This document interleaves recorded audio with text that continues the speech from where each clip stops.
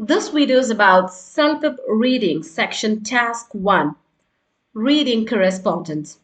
First, let us see the strategy that you must use it.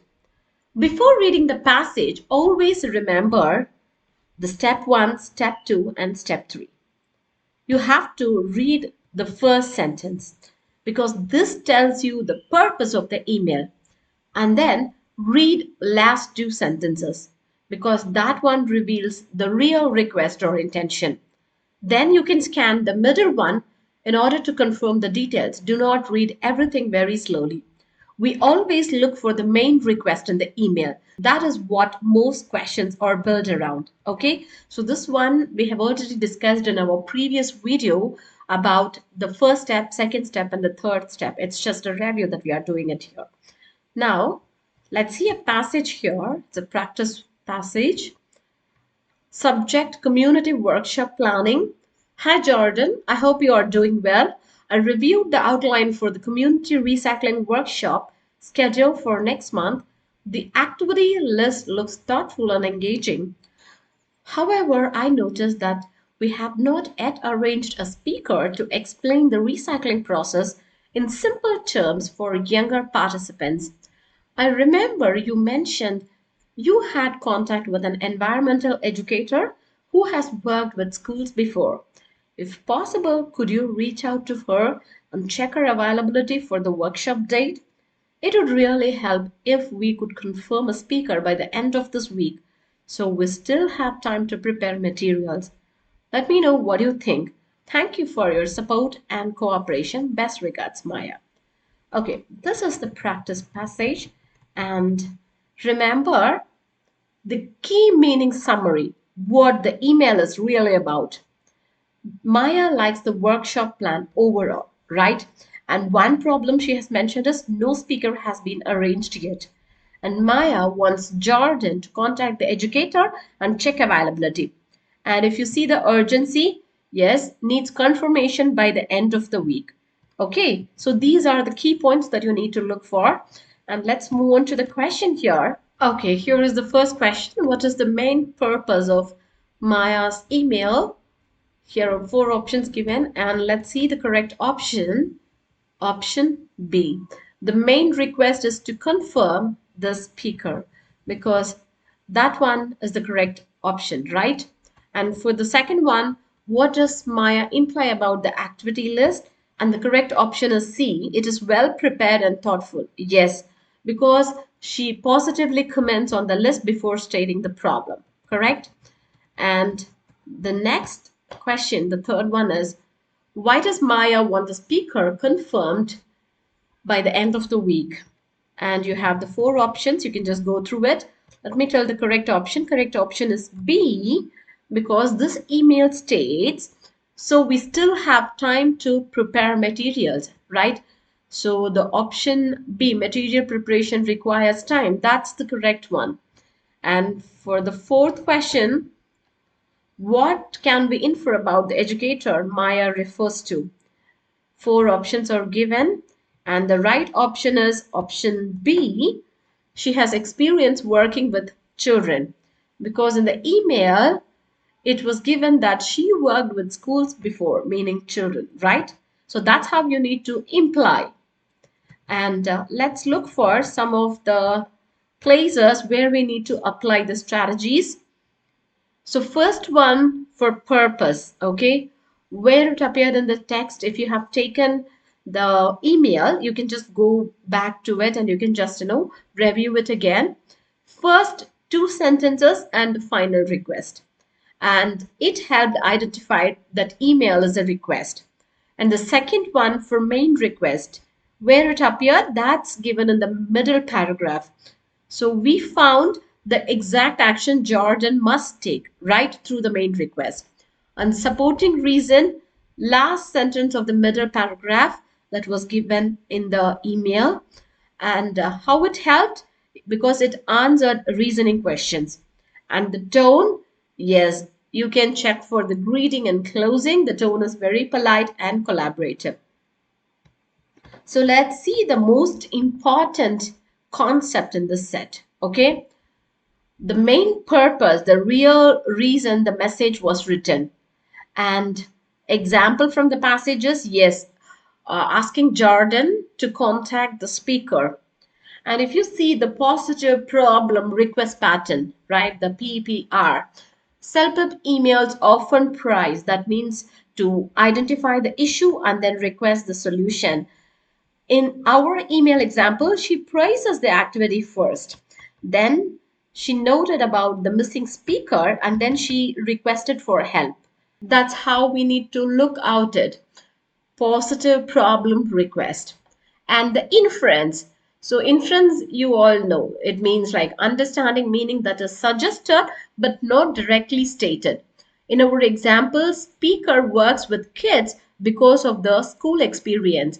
It was never told directly that she worked with children or students. It is given that worked with school, right? So obviously when it comes to school experience, that means the speaker worked with kids or students, right? So that's an implied meaning. That's the inference that you need to take it. And the time or urgency cues, that means words that show and time or urgency cues, which means words that show deadlines. In the passage, it is given by the end of this week. Okay. So when we talk about reading correspondence, this looks very innocent. An email, few questions, easy marks. That's what coming to your mind, right? But that's wrong. This is where self quietly tests your logic, attention to tone, and your ability to spot the real intention behind the polite words. So before you read anything, remember the golden formula. I call it as first, last, then middle. First line to find the purpose, last two lines to find the request, and the middle one to confirm the details. Why I'm repeating this strategy again and again? Because that's how you're going to interpret the things in a faster way. So here is an example again. This one is subject on update on volunteer orientation. Hi Leila, thank you for putting together the orientation plan for our new volunteers. I went through the slides and the handout draft you sent earlier. The visuals are great and the sequence makes sense overall. There is just one thing, the health and safety section seems to use last year's policy references. Since the community center changed its safety procedures after the recent inspection, we all need to include the new checklist before sharing the material with volunteers. Could you please replace that section with the latest version from the admin drive? I think Ahmed uploaded it last Friday. Once you update it, send me the final file so I can forward it to the director for approval before Monday's deadline. Appreciate your quick help on this. Best, Miriam. Please bear with my voice because I've got a bad cold. Anyhow, I'm just trying to give my best, so please bear with my voice. Okay, so now let's break down how CELPIP makes this tricky. If you see here, there is a praise, there is a small correction, there is a time pressure, and the actual request is buried between those. Okay, let's move on to the question here. What is the main purpose of Miriam's email? So they have given the four options, and here the correct answer is option C, to request Leela to update a specific section before submission. See how tempting option A looks? The email starts with a praise. Thank you for putting together. But that's just the polite opener, right? The main request appears later. If you want to look the email for this, you can just go back and check it. Could you please replace that section with the latest version? That's what CELPIP calls the central action, the reason the email exists. Okay. And for the question two, what problem did Miriam identify in Leila's materials? Four options are given, and the correct option is option B. The safety content used policy details. Okay, so CELPIP hides this in soft language. There is just one thing. That's your danger cue. Whenever you read just one thing, a small note, however, or by the way, then your brain should wake up. A correction or request is coming right after. That's how it was given in the email also. And for the third question, Why does Miriam mention the admin drive and Ahmed? Four options, and the correct option is option B, to indicate where the updated document can be found. So CELPIP often slips in extra names to confuse you. You might think, oh, maybe Ahmed is responsible. No, he's just context. The key phrase is replace that section with the latest version from the admin drive. That's where Layla will find the document. Okay? And let's move on to the fourth question. What can be inferred about the workshop deadline?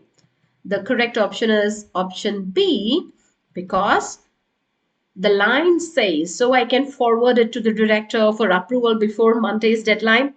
So it does not say deadline equals to Monday, but it implies that everything must be done before that day. Okay, so that's inference, reading what's suggested, not what's stated. And for the fifth question, which phrase best describes Miriam's tone? B. Polite but urgent. Of course, she uses softeners like could you please, and also she said like appreciate your quick help. That's polite. But the mention of before Monday's deadline, that means she's adding urgency, right? So polite and urgent. So, when you face a CELPIP correspondence email, don't fall for the first thank you line. Jump to the request line. Identify who must act, what they must do, and why it matters now. If you can answer those three, who, what, and why now, then you will crack 80% of all reading correspondence questions. Okay, so that's all for today's video. Kindly like, share, and subscribe for more CELPIP tips. See you in the next video. Bye bye.